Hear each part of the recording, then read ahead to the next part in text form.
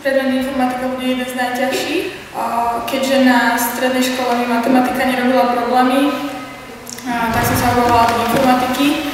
Nakoniec sa to však otočilo, informatika bola oveľa ľahšia, boli to v podstate len základy, ktoré sa nám určite zídu v budúcnosti. Meno fakulty je pomerne silné na celej univerzite a potom myslím si, že tu máme aj celkom priaznivé podmienky na štúdium, aj tie priestory sú, myslím, že celkom príjemné a podmienky už sa nedá čo sťažovať. Manažment na tejto fakulte je rozhodne zaujímavé.